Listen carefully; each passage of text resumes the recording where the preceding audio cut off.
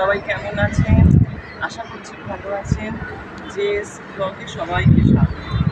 আজ বৃহস্পতিবার, এখন সকাল 6:30 বাজে। ছাদে এসেছি, এই পায়রাকে সর্ষে খেতে, পাশে জল আছে। এখন ছাদে হাঁটাহাঁটি করবো। এখনো ছেলেমেয়েরা ঘুম থেকে ওঠেনি, ওরা এখনো ঘুমাচ্ছে। ছাদ থেকে গিয়ে ওদেরকে সব ডাকবো, তারপর ওরা উঠবে।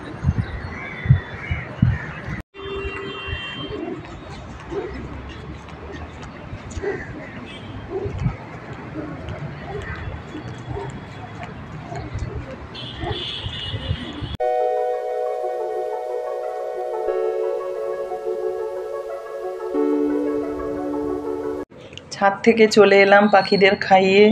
এসে যা ঘরের যা বাসি কাজ, সেগুলো একে একে সব কিছু করতে থাকলাম। ঘরের বাসি ঝাঁটপাট দেওয়া, ঘর মোছা, বাসন মাজা, বোতলে জল ভর্তি করা, এইসব কাজগুলো একে একে আমি সব করে নিলাম। প্রতিদিন আমি হাঁড়িতে জলটা ভর্তি করে নিয়ে তারপর বোতলে ভরি, সেটাই আমার সুবিধা হয়। কিন্তু আজকে আর মনে ছিল না, আজকে আমি ওই দাঁড়িয়ে দাঁড়িয়েই জল ভর্তি করতে শুরু করলাম। বাদ বাকি যে ঘর মোছার কাজটা আবার বাকি ছিল, আবার বোতল ভর্তি করছি, আবার ঘর মুছতে আসছি। এই যে ফুল গাছটা আপনারা দেখছেন, এই গাছটা আমি রথের মেলাতে কিনেছিলাম। তো খুব একটা ভালো গাছটা হয়নি, মাটিতে বসালেই ভালো হতো। ডালপালা কয়েকটা ছেড়েছে, আর তার মধ্যেই একটা দুটো করে ফুল দিচ্ছে। যাওয়ার আগে ভাবলাম সকালের টিফিনের ব্যবস্থাটা একটু করে নিই। তাই জন্য আজকের সকালের টিফিনে হবে পান্তা, আর তার জন্য আলু ভাজাটা করে নিচ্ছি। পান্তা দিয়ে আলু ভাজা খাওয়া হবে।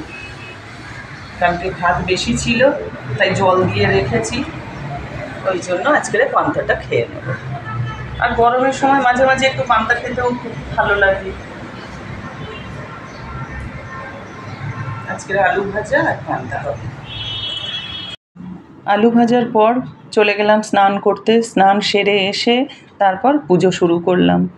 পুজো করতে তো অনেকটা টাইম লাগবে। এখানে আমি আম শসা 2 রকম ফল দিয়ে কেটে ঠাকুরকে ভোগ লাগালাম। তারপর পুজো করতে বসে ঠাকুরকে সিঁদুর পরালাম, নিজেও একটু তার মধ্যে সেই সিঁদুর পরে নিলাম। তবে পুজোতে আমাকে মেয়ে একটু হেল্প করেছিল, প্রদীপটা ধরিয়ে দিয়েছিল, ধুনোটা ধরিয়ে দিয়েছিল। তবে এই পুজোতে পাঁচালিটাই হচ্ছে মেন আকর্ষণ। একটু পাঁচালিটা আপনারা শুনুন। শ্রী শ্রী লক্ষ্মী দেবীর ব্রতকথা ও পাঁচালি। দোল পূর্ণিমা নিশি নির্মল আকাশ, মৃদুমন্দ বহিতেছে মলয় বাতাস। লক্ষ্মীদেবী বামে করি বসি নারায়ণ, করিছে নানা কথা সুখে আলাপন। হেনকালে বিনা করে এলো মুনিবর, উপনীত হইলা আসি বৈকুণ্ঠ নগর। ধীরে ধীরে যুগলেরে করিয়া প্রণতি, কহিলা নারদ মুনি লক্ষ্মীদেবী প্রতি। কি কারণে আজি হেতা লক্ষ্মী জিজ্ঞাসিলা, পদেনতি পুনরায় ঋষি নিবেদিলা। কেন মাগো নরপতি তব অবিচার, চঞ্চলা চপলা প্রায় ফিরো দ্বারে দ্বার। ক্ষণকাল তরে তব নাহি কোথা স্থিতি, সেই হেতু নরনারী ভোগায় দুর্গতি। সতত কুক্রিয়ারত নরনারীগণ, অসহ্য যাতনা পায় দেখি অনুক্ষণ। অন্নাভাবে শীর্ণকায় বলহীন দেহ, সেই কষ্টে আত্মহত্যা করিতেছে কেহ। কেহ প্রিয় প্রাণাধিক পুত্রকন্যাগণে, করিতেছে পরিত্যাগ অন্যের কারণে। বলদেবী প্রকাশিয়া কি পাপের ফলে, ভীষণ দুর্ভিক্ষে সদা মর্তবাসী জলে। এতেক শুনিয়া লক্ষ্মী দুঃখিত অন্তরে, কহিলেন অতঃপর ক্ষুণ্ণ মুনিবরে। মর্তবাসী দুঃখ পায় শোকের বিষয়, দুষ্কৃতির ফল উহা জানিবে নিশ্চয়। চঞ্চলা আমায় বলে কিসের লাগিয়া, ইহার কারণ তবে শুনো মন দিয়া। শাস্ত্র নাহি মানে দেখো যত নারী নর, অশাস্ত্রকে শাস্ত্রজ্ঞান করে নিরন্তর। অনাচারে ভরাইল সকল সংসার, অপবিত্র স্থানে থাকা দুষ্কর আমার। নিজ ধর্ম নিজ শিক্ষা দিয়া বিসর্জন, পরধর্ম পরশিক্ষা করিছে অর্জন। দিবানিদ্রা অনাচার ক্রোধ অহংকার, আলস্য কলহ মিথ্যা ঘিরিছে সংসার। উচ্চ হাসি কটু কথা কহে নারীগণ, সন্ধ্যাকালে নিদ্রা যায় হয়ে অচেতন। রমণী ভূষণ লজ্জা দিয়া বিসর্জন, যথায় তথায় করে স্বেচ্ছায় গমন। নাহি দেহ ধূপ দ্বীপ প্রতি সন্ধ্যাকালে, সতীর সিন্দুর শোভা নাহি পড়ে ভালে। প্রভাতে না দেয় কভু গোময়ের ছড়া, ঘৃণা নাহি করে তারা এরা বস্ত্রা পড়া।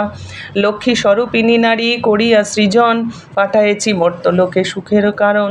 ক্ষণেকের সুখে তারা ভুলিয়া আমায়, অকার্যে কুকার্যে বে সংসার মজায়। শ্বশুর শাশুড়ি প্রতি নহে ভক্তিমতী, কটুবাক্য কহে সদা তাহাদের প্রতি। পতির আত্মীয়গণে না করে আদর, থাকিতে চাহে সদা হয়ে স্বতন্ত্র।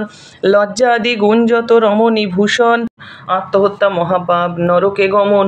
যাও সতী গৃহে ফিরে করো লক্ষ্মীব্রত, অচিরে হইবে সুখ তব পূর্বমত। গুরুবারে সন্ধ্যাকালে লয়ে বধূগণে, করিবের লক্ষ্মীর ব্রত হয়ে এক মনে। জলপূর্ণ ঘটে দিবে সিঁদুরের ফোঁটা, আম্রের পল্লব দিবে তাহে এক গোটা। আসন সাজায়ে তাহে দিবে গুয়া পান, সিঁদুর গুলিয়া দিবে ব্রতের বিধান। ধূপ দ্বীপ জ্বালাইয়া রাখিবে বামেতে, শুনিতে বসিবে কথা দুর্বালয়ে হাতে। মনেতে লক্ষ্মীর মূর্তি করিয়া চিন্তন, এক মনে ব্রত কথা করিবে শ্রবণ। কথা শেষে উলু দিয়া প্রণাম করিবে, ভক্তি ভরে এও গণে সিঁদুরও পরাবে। যে রমণী পূজা করে প্রতি গুরুবারে, হইবে বিশুদ্ধ মনা লক্ষ্মী দেবীর বরে। যেই গৃহ ব্রত কথা হয় 12 মাস, সতত তাহার গৃহে করি যে নিবাস।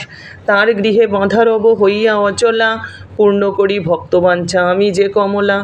গুরুবারে যদি হয় পূর্ণিমা উদিত, যে বা নারী অনাহারে করে এই ব্রত। সকল বাসনা তার পূরণ হইবে, পতিপুত্র লয়ে সুখে 12 মাস রবে। লক্ষ্মীর ভাণ্ডার যে বা স্থাপি নিজ ঘরে, রাখিবে তণ্ডুল তাহে এক মুঠা করে। লক্ষ্মী কহে ব্রত মোর সংসারে প্রচার, অচিরে হইবে তব বৈভব অপার। পুত্র বধূগণ বসে থাকিবে তোমার, পূর্ব শান্তিময় তব হইবে সংসার।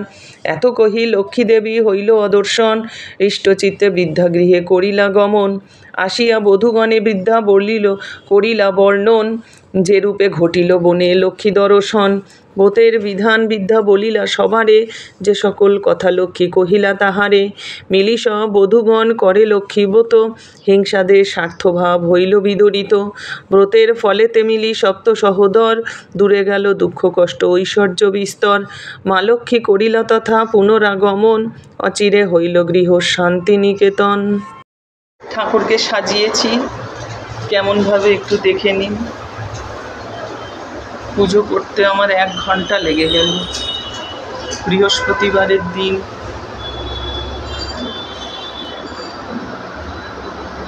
সিঁদুর পরানো, মালা পরানো, অনেক কাজ।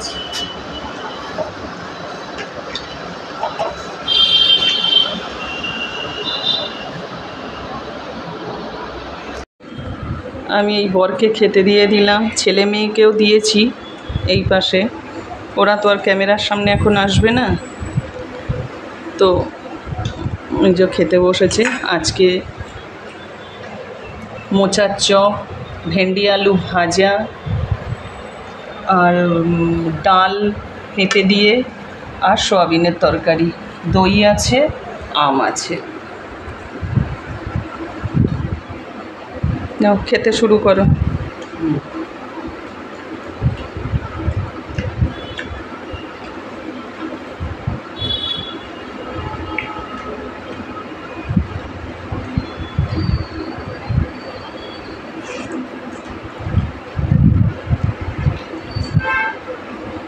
মোচার চপ কেমন লাগলো?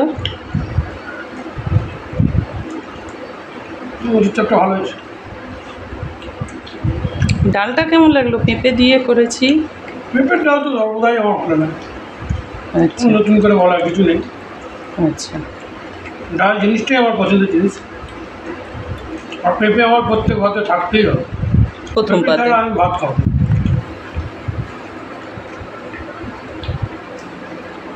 মোচা বড়াটা খুব সুন্দর হয়েছে। আচ্ছা,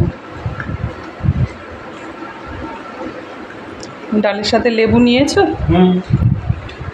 মোচা বড়াটা অনেকদিন পরে হলো। হ্যাঁ, এই কয়েকদিন আগে মোচার তরকারি করেছিলাম। মোচার ডালনা হয়েছিল। হ্যাঁ, এখন মোচার চপ ভালো হয়েছে। এখন মোচাটা বেশি আসছে বাজারে, তো আচ্ছা আচ্ছা। ওই জন্য আগেও পেয়ে গেলাম, মোচা নিয়ে নিলাম। দামও খুব একটা বেশি না, 20-25 টাকার মধ্যে মোচা, একটা ভালো মোচা, বড় মোচা পাওয়া যায়। আচ্ছা আচ্ছা। খাই, মোচা খাওয়া ভালো, সবার পক্ষেই ভালো। ওই তো শরীরের পক্ষে তো ভালোই। রক্ত পরিষ্কার করে।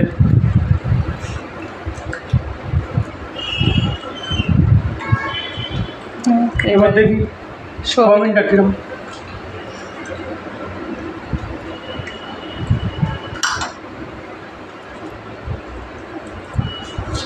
প্রতিদিন তো মাছ ভালো লাগে না, আজকে আর ওই জন্য মাছ করলাম না। আমার মাছের চেয়ে নিরামিষ তরকারি। হ্যাঁ হ্যাঁ, ও আমার ছেলেটারও তাই, ও একটু নিরামিষ পছন্দ করে। নিরামিষ হলে অনেকগুলো পদও হয়। হ্যাঁ।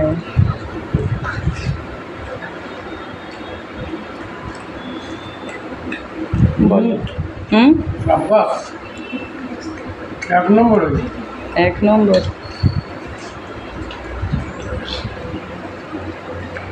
খুব সুন্দর হয়েছে। আচ্ছা।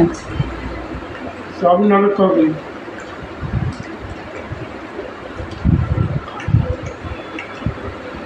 আর অনেকদিন সোয়াবিনটা হচ্ছেও না, ওই জন্য আজকে একটু করলাম। দ্বিতীয় এই সোয়াবিনটা এসব খাওয়া উচিত। কারণ এমনিতে শুনছি আবার করোনা একটু করে বাড়ছে। করোনার সময় সোয়াবিনটা খুবই উপকারী, ইমিউনিটিটা বাড়াবে। এখন মানুষকে ডিম সিদ্ধটাও খেতে হবে, ডিম সিদ্ধটা একটু খাওয়া উচিত। ভয় পাওয়ার কিছু নেই এখনো পর্যন্ত, যা খাবো। তবুও মানুষের সাবধান সবসময় থাকা উচিত।